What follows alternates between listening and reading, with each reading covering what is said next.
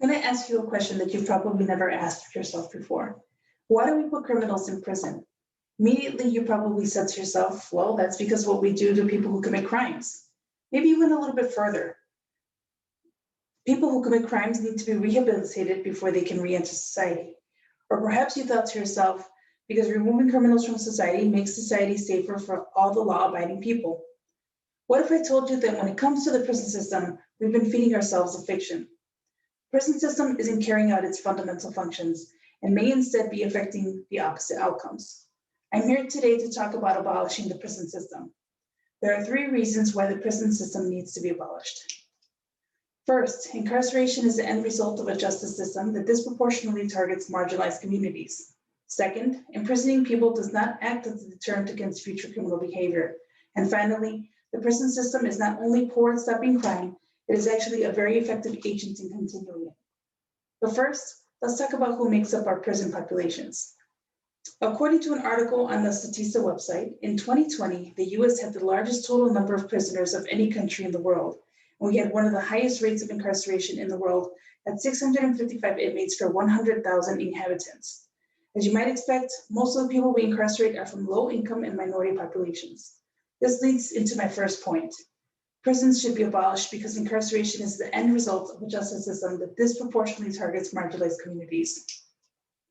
An article published by the American Action Forum states roughly 3/5 of our prison population are low-income individuals, and roughly 2/3 of the prison population are minorities. Now, this isn't to say that low-income and minority populations are any more criminal than the high-income white population, but low-income and minority populations are policed more, arrested more, and when tried, convicted more often. The article continues stating that about 20% of the entire incarcerated population are being held for possession of narcotics. To be clear, these individuals are guilty of simply having drugs with no violent aspect to their crime. 1/4 of all incarcerated people in the United States are awaiting trial. I'll repeat that. 1 in 4 people incarcerated in the United States have not yet been convicted of a crime. Overwhelmingly, the reason why they are being detained is because they cannot afford to post bail. These 2 demographics make up almost 40% of the entire prison population. Other marginalized groups making up the glut of the prison population include homeless or unhoused people, child support debtors, and people who are unable to pay fines and fees related to their encounter with the legal system, such as crime lab fees, court clerk fees, and court-appointed lawyer fees. We are filling our prisons with nonviolent drug offenders and people whose crimes are almost exclusively tied to poverty, and disproportionately they are people of color. Even when accounting for the fact that those experiencing poverty are more likely to be incarcerated than middle and high-income individuals, there are still racial disparities evident across economic lines. According to an article from drugpolicy.org, around 80% of people in federal prison and around 60% of people in state prisons who are being incarcerated for drug offenses are Black or Latino, even though whites are just as likely to use illicit drugs.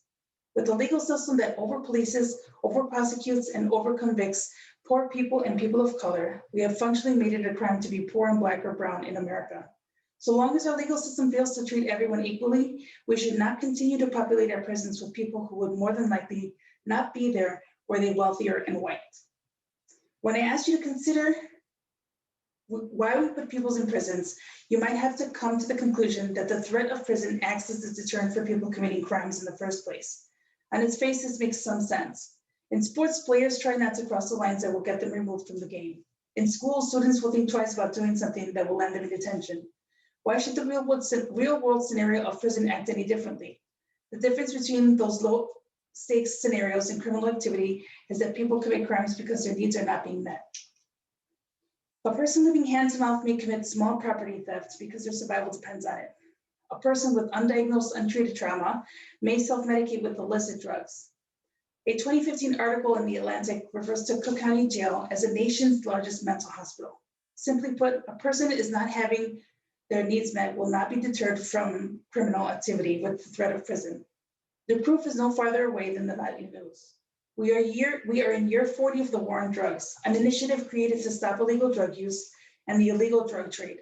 The outcome of that war are the mass incarceration of Black and brown people and an opioid epidemic that has, according to the CDC, seen overdose deaths quadruple from 1999 to 2019.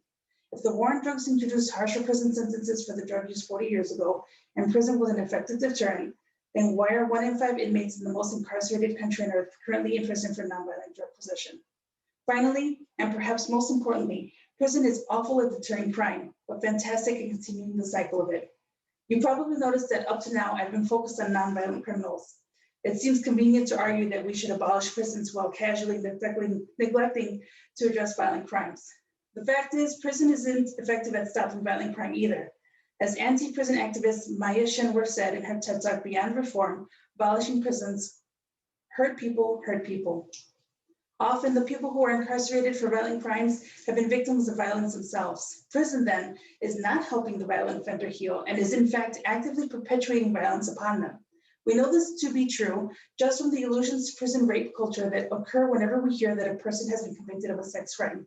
In an article in the Spectator magazine, James Delingpole states that although Jeffrey Epstein died of suicide in jail, justice would have been far better served if Epstein had spent the rest of his days rotting in prison, deprived forever of all sexual activity, save the involuntary variety provided in the showers whenever he dropped the soap.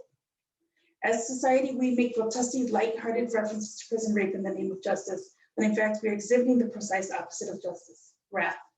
Aside from physical episodes of violence revisited upon violent offenders, the very act of caging a human is an act of violence.